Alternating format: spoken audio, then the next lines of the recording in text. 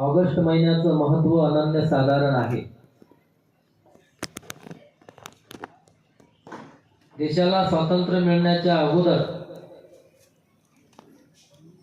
1942 मध्ये महात्मा गांधीच्या नेतृत्वामध्ये देशासाठी लढणाऱ्या स्वातंत्र्यासाठी लढणाऱ्या तरुणांनी 9 ऑगस्ट 1942 मध्ये ऑगस्ट महिन्यात चले जावची घोषणा केली। ब्रिटिश साम्राज्यवाद्यांनी हा देश सोडून चालते व्हा, हा देश आम्हा भारतीयांचा आहे, आतापर्यंत तुम्ही जे राज्य केलं इथपर्यंत ठीक आहे, पण आता यापुढे आम्ही हा अन्याय सहन करणार नाही हे सत्याग्रहाच्या माध्यमातून इंग्रजांना सांगणारा हा दिवस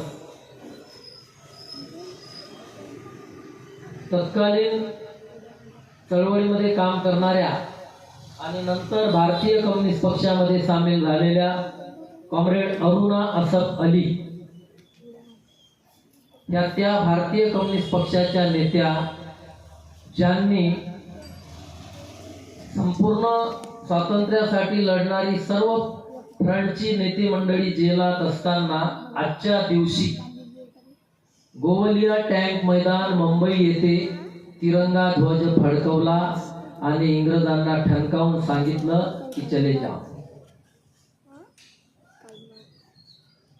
भारतीय कम्युनिस्ट पक्षाचा आणि त्याच्या नेत्यांचा, त्यांच्या कार्यकर्त्यांचा इतिहास हा ऐतिहासिक आहे, दैदिप्यमान आहे, बलिदानाचा आहे। आणि म्हणून या ऑगस्ट महिन्यामध्ये भारतीय कम्युनिस्ट पक्षानं जनविरोधी भारतीय जनता पक्षाच्या नेतृत्वातल्या केंद्र सरकारचा हा जो जनविरोधी चेहरा आहे हा लोकांपुढे आणायचं ठरवलंय। लोकांना माहित आहे, जनतेला माहित आहे, परंतु संघर्षाच्या मैदानामध्ये हे सर्व जनविभाग उतरवण्याचं काम भारतीय कम्युनिस्ट पक्षाच्या कार्यकर्त्यांना करावं लागणार। आज देशाची परिस्थिती काय आहे तुम्हाला आम्हाला सांगण्याची गरज नाही। शिक्षणासारखं क्षेत्र खुद्द सरकारचं जे नीती आयोग असतं, जे ध्येय धोरण सरकारचे ठरवित असतं, नीती सरकारची ठरवित असतं, त्या नीती आयोगानं अलीकडे शिक्षणाच्या बाबतीतला भारताचा अहवाल जाहीर केला संपूर्ण देशाचा, राष्ट्राचा। जवळजवळ 1 लाखापर्यंत देशातल्या शाळा बंद होणार आहेत। देशातल्या 1 लाख शाळा जर बंद होणार असतील तर याचा सर्वात मोठा फटका कुणाला बसणार आहे? तर गावखेड्यात राहणारा जो कष्टकरी माणूस आहे, शहरात राहणारा जो कष्टकरी माणूस आहे, ज्याचं पोट हातावर आहे, ज्याला दररोज काम केल्याशिवाय त्याच्या घरची भाकरी शिजत नाही, तो शेतकरी, तो शेतमजूर, तो कामगार, तो कष्टकरी, तो लहान व्यापारी, तो हमाल, तो रिक्षावाला, तो ऑटोवाला, हे सर्व जनविभाग या धोरणांमुळं, सरकारच्या शैक्षणिक धोरणांमुळं या शिक्षणाच्या परिघाच्या बाहेर फेकल्या जाणार आहे। महाराष्ट्रामध्ये 18,000 शाळा बंद झालेल्या आहेत, मराठी शाळा। महाराष्ट्रामध्ये 65,000 शाळांचं क्लस्टर बनवलं आहे सरकारनं। आपल्या अमरावती जिल्ह्यातल्या जवळजवळ 10ची पटसंख्या असलेल्या 200 शाळा बंद होण्याच्या मार्गावर आहे, नाही बंद झालेल्या आहे। आणि म्हणून मग कोणतंही क्षेत्र घ्या, शेतकऱ्यांची काय अवस्था आहे? सरकारनं अलीकडे अमेरिकेशी कृषी करार केलेला आहे.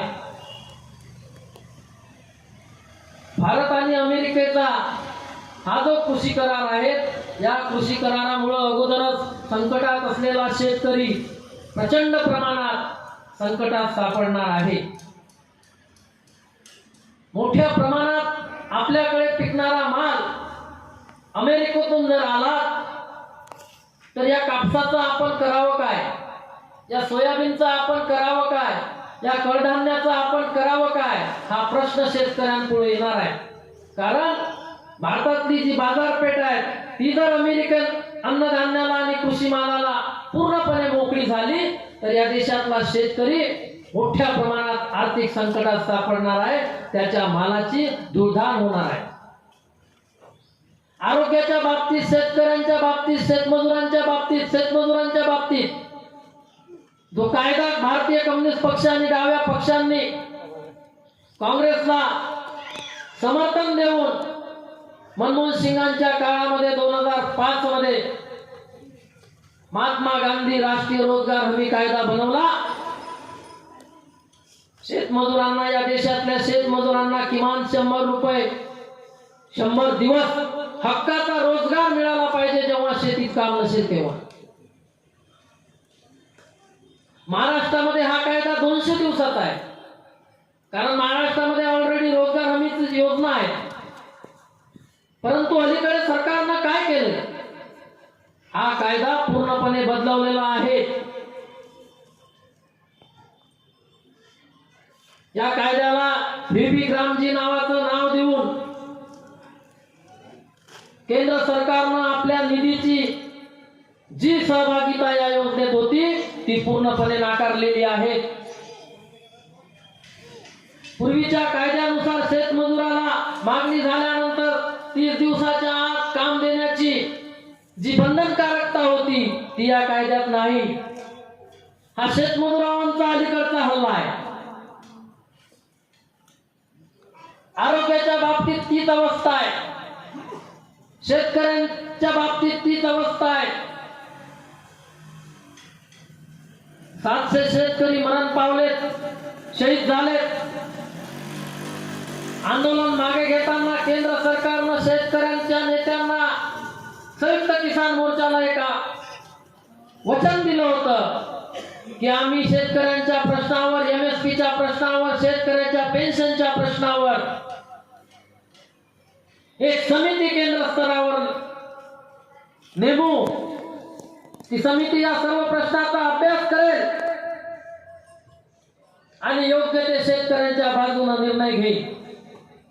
2021 हे आंदोलन 13 महिने चाललेलं आंदोलन, 700 शेतकऱ्यांच्या रक्तानं न्हावून निघालेलं हे आंदोलन, या आंदोलनाला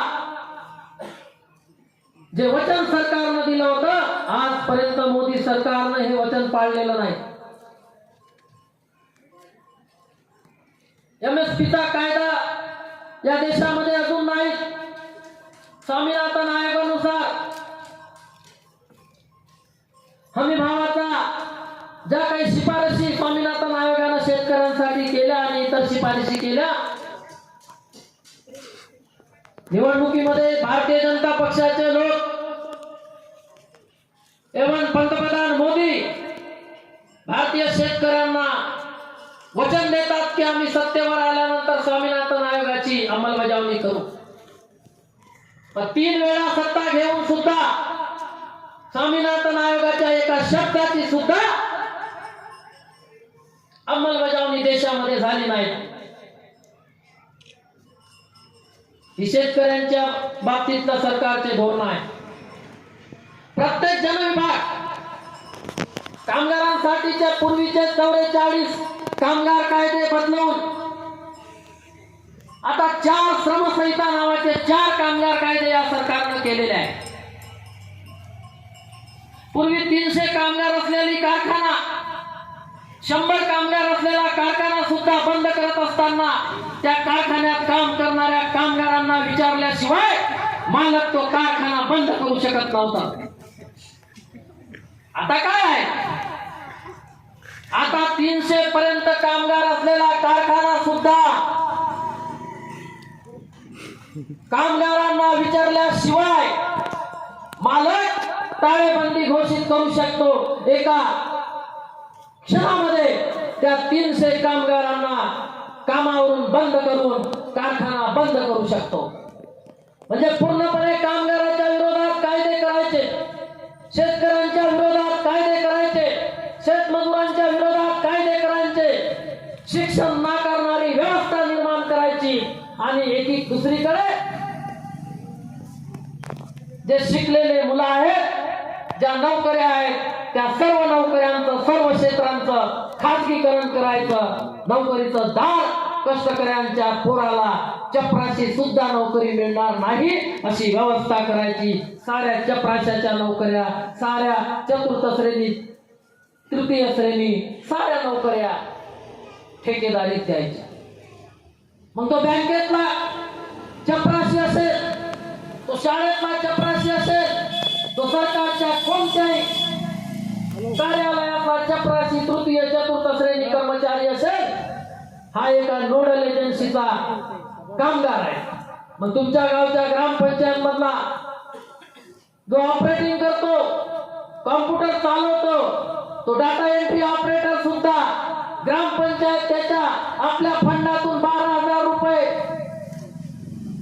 सरकारजवळ जमा करते।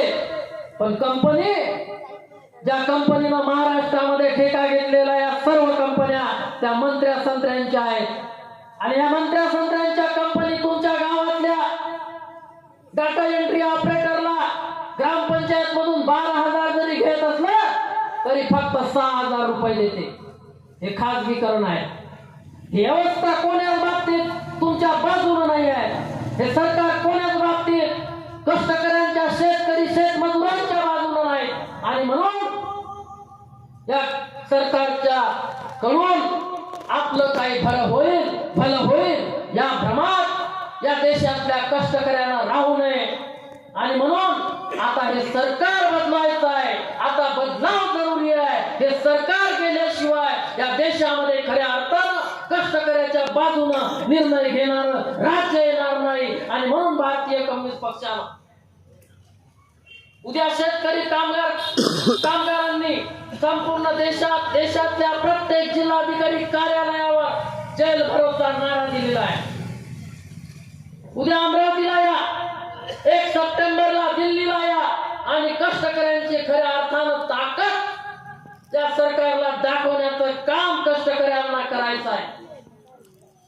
हे सरकार दमनकारी सरकार आहे। लाखो विद्यार्थ्यांवर अत्याचार, अन्याय, गोळीबार, लाठीचार्ज केला। स्वतंत्र भारताच्या इतिहासामध्ये एवढं दमनकारी सरकार केव्हाही आपण पाहिलेलं नाही। जालियनवाला बाग हत्याकांडाला सुद्धा लाजवेल अशा पद्धतीचा लाठीचार्ज दिल्ली पोलिसांनी केंद्र सरकारच्या आदेशानुसार केलेला आहे। याचा जाब आपल्या मुलांवर दिल्लीमध्ये झालेल्या लाठीचार्जाचा जाब, आपल्या मुलांवर दिल्लीमध्ये झालेल्या गोळीबारांचा जाब, हा या देशातल्या कष्टकरी माणसाने या सरकारला विचारलाच पाहिजे। नव्हे ती वेळ आता आलेली आहे आणि म्हणून आपल्याला मोठ्या संख्येनं दिल्लीला जायचं आहे। हा उद्देश या जनजागरण अभियानाचा आहे। तुम्हाला सांगण्यासाठी पक्षाची मंडळी गावोगावी जाणार आहेत, कष्टकऱ्यांचा आवाज बुलंद करणार आहेत, आवाहन करणार आहेत। हा पक्ष तुमचा आहे।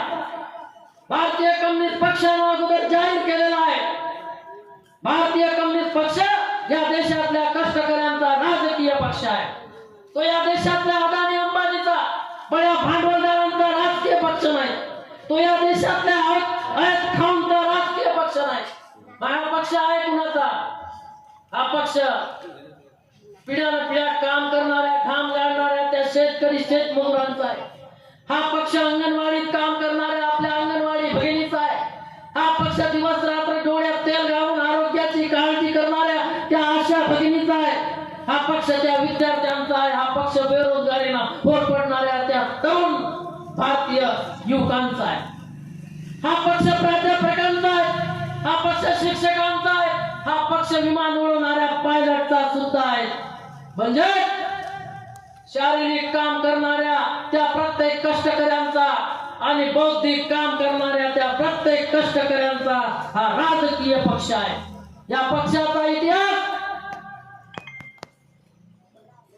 रक्तानं न्हाऊन निघालेला इतिहास आहे. लाखो लोक या देशासाठी लढलेले आहेत, कष्टकऱ्यांसाठी लढलेले आहेत, जेलात गेलेले आहेत. जमिनीचा मोठा लढा भारतीय कम्युनिस्ट पक्षानं लढवलेला आहे. स्वातंत्र्यासाठी हजारो लोक फासावर चढलेले आहेत. कॉम्रेड शहीद भगतसिंग हे या पक्षाचे आदर्श आहेत.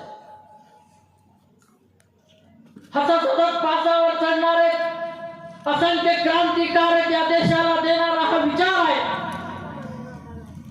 मी मगाशी सांगितलं, कॉम्रेड असून अरुणा असफ अली त्यांच्या शौर्याची गाथा सांगणारा हा क्रांती दिवस आहे. हा इतिहास कोणत्याच पक्षाला नाही. काँग्रेसचा स्वातंत्र्य लढ्याचा इतिहास आणि कम्युनिस्टांचा स्वातंत्र्य लढ्याचा इतिहास हा खूप मोठा गौरवशाली इतिहास आहे. इतरांना हा इतिहास नाही.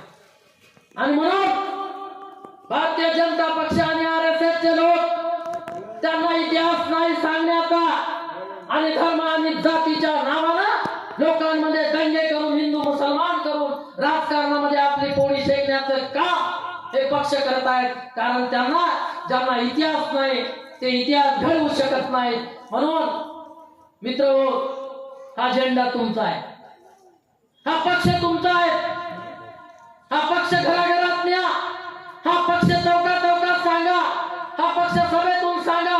हा विद्यार्थ्यांपर्यंत हा इतिहास पक्षाचा गेला पाहिजे. कारण या पक्षाच्या लोकांनी भारतामध्ये पहिली विद्यार्थी संघटना स्थापन केली 12 ऑगस्ट 1936 साली. ज्या ऑल इंडिया स्टुडंट फेडरेशनना भारताच्या स्वातंत्र्य लढाईमध्ये लाखो विद्यार्थ्यांनी आपल्या प्राणाचं बलिदान दिलं. ती प्रेरणा ऑल इंडिया स्टुडंट फेडरेशनची होती आणि ती प्रेरणा AISF निर्माण करण्यामध्ये, ऑल इंडिया स्टुडंट फेडरेशन निर्माण करण्यामध्ये भारतीय कम्युनिस्ट पक्षाच्या आणि कम्युनिस्टांच्या विचाराची होती, लोकांची होती. हा पक्ष शेतकऱ्यांना सांगा,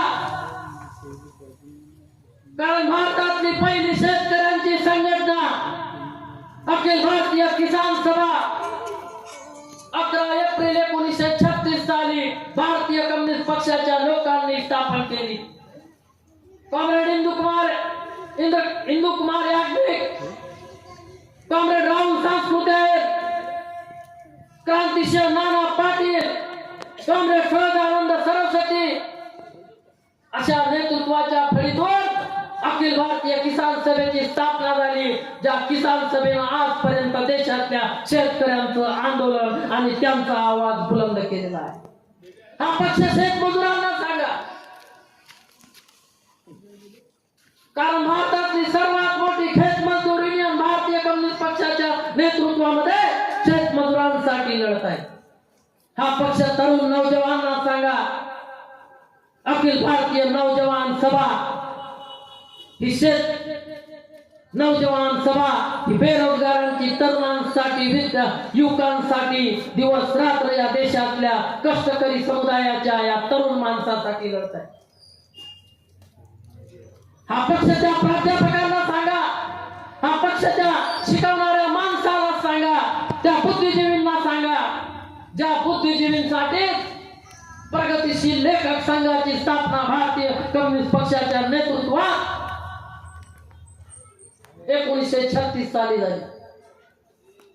हा पक्ष कलाकारांना सांगा, हा पक्ष कलावंतांना सांगा, हा पक्ष अभिनेत्यांना सांगा. कारण या साऱ्यांना घेऊन देशाच्या स्वातंत्र्य लढाईत महत्वाचे योगदान देणारी इंडियन थिएटर असोसिएशन, ज्याला आपण इफ्टा म्हणतो, या कलाकारांच्या संघटनेचा जन्म सुद्धा भारतीय कम्युनिस्ट पक्षाच्या इतिहासातून झालेला आहे. आणि म्हणून हा पक्ष कष्टकऱ्यांचा आहे. हा झेंडा कष्टकऱ्यांना बुलंद करायचा आहे. या झेंड्याशिवाय या देशातल्या नव्हे जगातल्या कष्टकऱ्यांना तरुणपाय नाही. आणि म्हणून कष्टकऱ्यांच्या विचारात राज्य येण्यासाठी बदलाव जरूर है हा नारा देऊन आपण दिल्लीला क्रांतीला 1 सप्टेंबरला जाता.